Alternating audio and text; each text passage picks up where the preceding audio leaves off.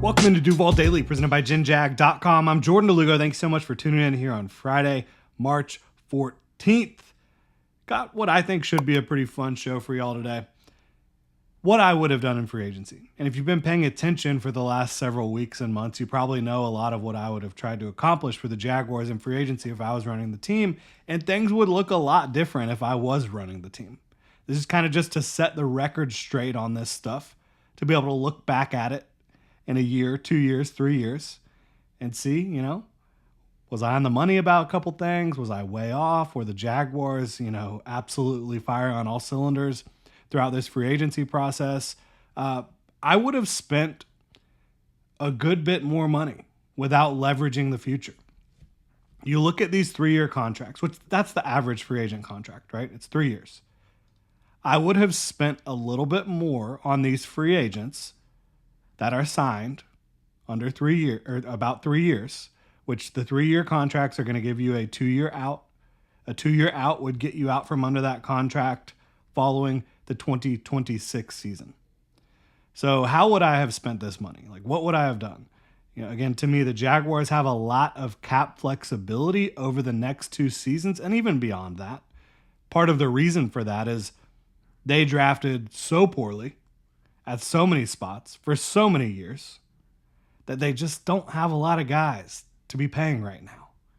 So I would have spent a little bit more money, maybe a good bit more money. Even after the signings that they did make, they still have over $45 million in cap space right now. I mean, they didn't impact the cap barely at all with these signings. I would have impacted it a little bit more. And you look at next year, the Jaguars are projected $58 million in cap space, and they have some avenues for clearing out even more cap space beyond that. There's some guys they could cut pre-June 1. There's a couple guys that I think are big-time post-June 1 candidates. You look at post-June 1 for 2026, Eric Armstead, you could end up saving quite a bit of money. His cap hit, $19.4 million. You could save $14.5 million by cutting him post-June 1.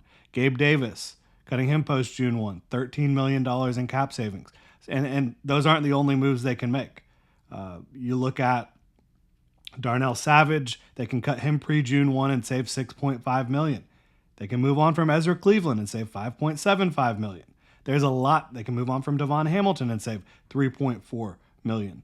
I hate the idea of even thinking about moving on from Foye Oluokun, but this is a new regime. You never know how they're going to be viewing things. They can move on from him, $3.4 million. They can move on from Chuma Edoga and save $3 million. There's a lot of avenues for creating more cap space in the future. So it's not a question of having the flexibility. They had the flexibility over the next 2 years to sign higher impact players than they did, in my opinion,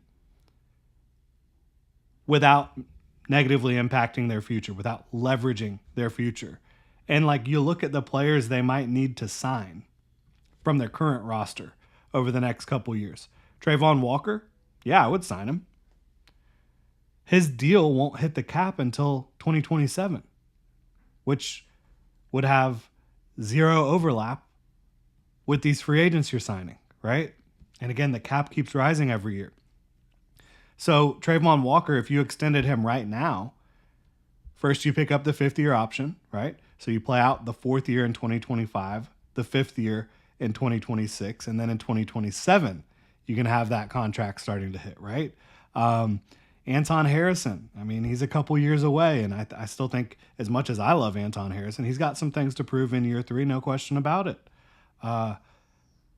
There's just, who else do you need to sign that's going to cost much on this roster right now? Young players. Brian Thomas Jr., you don't have to worry about signing him. His deal, his new deal, whenever he gets that, which would be presumably after year 3. You're going into year 2 in 2025. Year 3 would be 2026. You would still have the 4th year in 2027 and the 5th year in 2028. His deal wouldn't hit till 2029. The point is, they have a ton of flexibility here. And so I don't really understand the kind of value chasing in free agency. And if they say, and if they believe, look, yes, these players were values, but they are going to upgrade our team in a big way, so be it. But the way they're talking about it, I don't even think that they believe that. I think that they're just trying to raise the floor for the Jaguars. I would be trying to raise the floor and the ceiling. I don't know why you don't want to do that with the flexibility that you have with your cap. It just simply doesn't make a lot of sense to me personally. They signed 5 players that they think are going to start for at least the 2025 season, and those 5 players are going to be paid as starters through at least the 2026 season. Why not go get higher value, higher impact players than the ones you got? That's my thought at a few positions, right? They want to build through the draft. I don't think spending more money on these guys is going to stop you from building through the draft any more than what the guys you signed. I don't think that there's any tangible impact there. And we'll just start with the free agents where they spent. Because they did spend at the positions I expected them to spend at for the most part. Although they still haven't signed an edge. I certainly would have done that. And they still can. There's edge guys out there still. But they've missed on some that I liked. I'll start with safety. Eric Murray signed for $7.5 million. Which, fine. I don't have a problem with Eric Murray as a player. I think he's a fine stopgap starter at this point in his career. But that's what he is. A stopgap starter. I would have signed Javon Holland. $15 million per year for Javon Holland. This is a guy who has the ceiling of a top 5 safety, the floor of a top 15 safety in the NFL, and he has as much versatility or more than Eric Murray. He has more versatility than Eric Murray, let's be real. He does. And he's an ascending player. Again, no problem with Eric Murray as a player. I think that he's going to bring some leadership to the Jaguars defense. He's going to bring experience to the Jaguars defense. But Javon Holland is at his peak an all-pro caliber safety. He's a guy that should be in the Pro Bowl conversation every single year. I'm not just talking about from the fan perspective. I'm talking about like a legitimate top 5 to 7 safety in this league.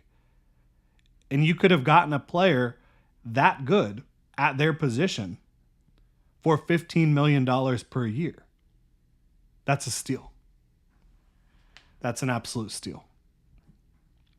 And even if you want to go cheaper, I mean, Justin Reed signed for like 10.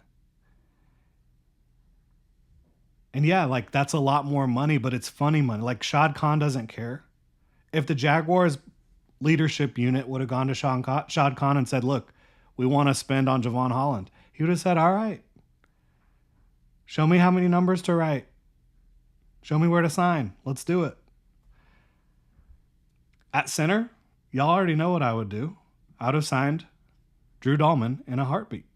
He got paid $15 million per year. Another player who, in my opinion, is a top 5 player at their position. And at $15 million per year, I've said this a few times. The positions I want to pay in free agency are the lower value positions because you want to build through the draft early on in the draft, ideally at the high value positions so you can get those guys on cheaper contracts. You can get them under contract, really talented players at premium positions for rookie contracts for 5 years. That's what you want to do.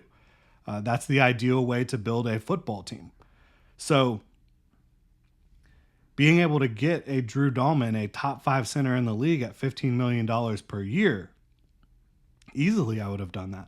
And look, Robert Hainsey, I think he's a fine stopgap center. I think the fact that he has experience with Liam Cohen is great, right? But do I think the Jaguars would be a better team if Drew Dahlman was on the team? Yeah, I absolutely do. I don't think that Hainsey and Dahlman are in the same tier or even close to the same tier as players. And I know Hainsey's way cheaper. The pay is commensurate with the value they're bringing to the team. And again, it's not like you had to sign Dahlman to a 4-year, 5-year deal where you can't get out until much later down the road. You could have gotten out from the deals at the same time. And you can add a couple void years to a deal as well. And with the rising cap, a void year where you're only, $1 million, it's not going to impact anything. Right? So again, this is just my opinion. This is how I would have handled things. Patrick McCarry, I love signing Patrick McCarry. I have zero problem with it. Do I think that he is a better player, a better starter at right guard than a Tevin Jenkins, who still hasn't signed? I don't. I love the versatility. I love the attitude. I love that he was an undrafted free agent and he's been able to work his way up. But guess what? The fact of the matter is he was an undrafted free agent for a reason. He's not an elite player in terms of strength or athleticism. He is smart. He is physical. He brings it. I love all those things about him. I'm happy he's in Jacksonville. He was one of my favorite signings of the entire thing for the Jaguars. But still, do I think he's a better player than Tevin Jenkins? I really don't. And look, you can talk about his versatility. Guess what? Tevin Jenkins played tackle in college. He's played left guard. He's played right guard. He's got versatility too. Might not line him up at center, but you might be able to. So that's kind of how I view that one as well. Even though I like McCarry, not the direction I would have gone. And you can say, the one thing you can definitely say, McCarry has been healthier throughout his career than Tevin Jenkins. But Jenkins played 14 games last year. I'm not too concerned with it. And I'm building out, as we've talked about, if I signed Dahlman and Jenkins in free agency, I would still be drafting an interior offensive lineman on the first 2 days of the draft, and that gives us that depth that we need. I'm really good with Jordan Lewis, too. At his price tag, in a vacuum, I love the attitude, the energy, the doggedness, as James Gladstone called it, and just the ability to fulfill a lot of different roles. I don't know that I believe that the Jaguars are in a much better position at outside corner than they were entering free agency. I hope they are. They're betting that both Jarian Jones and Jordan Lewis can thrive on the outside, and both of them can thrive on the inside, and they've got a really good 3 with Tyson Campbell, and that's how they're going to roll. Or maybe they're just going to take a cornerback really early in the draft. I don't know. But I wouldn't have signed somebody, I wouldn't have, that I project best in the slot. I've told you I would have tried to sign Carlton Davis at $18 million per year. Or even cheaper, you can get somebody similar to Carlton Davis, Christian Fulton, at like $10 million per year, who plays outside, who plays physical. I really liked the idea of 2 big, long, physical corners with Tyson Campbell and Carlton Davis out there on the outside. I liked it a lot. So that's kind of the direction I would have gone. Mullins as the backup quarterback, I don't know you want him on the field, but I don't know you want a lot of backup quarterbacks on the field, but he's definitely going to be good for the room with, Grant Udinski and helping out Trevor Lawrence, all that. I'm good with that. The tight ends, I'm good with that. I love Brenton Strange, and I think you brought in 2 tight ends who are very good blocking tight ends. I like that a lot. I am here for that. De'Ami Brown, really like that one too. I might have signed him to a couple-year deal, honestly, but I really like it because I think his skill set is going to complement what the Jaguars want to do offensively. So I'm good with all those moves. I wouldn't change a thing about them. I really like Patrick McCarry. I really like Jordan Lewis. But again, just not exactly the way I would have tried to operate in this world where the Jaguars have so much cap flexibility and cap space. Hopefully they are right and I am wrong. I gave them a C+ and I still stand by that. I think they got better. I think they got more cohesive. They talk about raising the floor. I think that they did that. I just think that they could have gotten way, way better and way more value without negatively impacting the future cap in any way. Upgrading the ceiling and the floor. They don't really need to save a lot of money over the next couple years. They've got the money, the cash, the cap. Shad Khan's always got the cash, but they've got the cap, right? I think 2027 is when you start kind of really looking at the cap and saying, okay, Trevor Lawrence's deal is starting to hit. We're going to have to pay Trayvon Walker. We're paying Josh Hines-Allen. We're paying Tyson Campbell. Those are the kinds of that's really the point where I want to stop really spending on a lot of outside free agents. But to me, raising the ceiling of this roster as well as the floor would have been really nice because, you don't have anybody from your 2020 draft class, right? Devon Hamilton's the last remaining guy. So that's like a whole wasted year of roster development and roster talent that you just don't have. Go get a couple guys from that age range and really upgrade this team. I think they could have gotten way better than they did. But I'm also going to give this regime, James Gladstone, Liam Cohen, room to work. Give them the benefit of the doubt until there is reason not to. Again, this is just to explain how I would have handled things, how I was looking at things, but I'm going to respect their decision-making process because they do deserve a chance to prove themselves before I start going off on any tangents about how they're not doing a good job. Because I really do believe they are going to do a good job, and I'm very excited to see their draft process because the Rams have really impressed me in their draft process over the last several years, and James Gladstone has been heavily involved in that. The Jaguars have 10 picks in this upcoming draft class, and they might not be completely done in free agency. You never know. We will continue to monitor it, continue to update y'all with any news. Really appreciate y'all supporting the channel. Hope y'all have a great weekend. Thanks, Duval.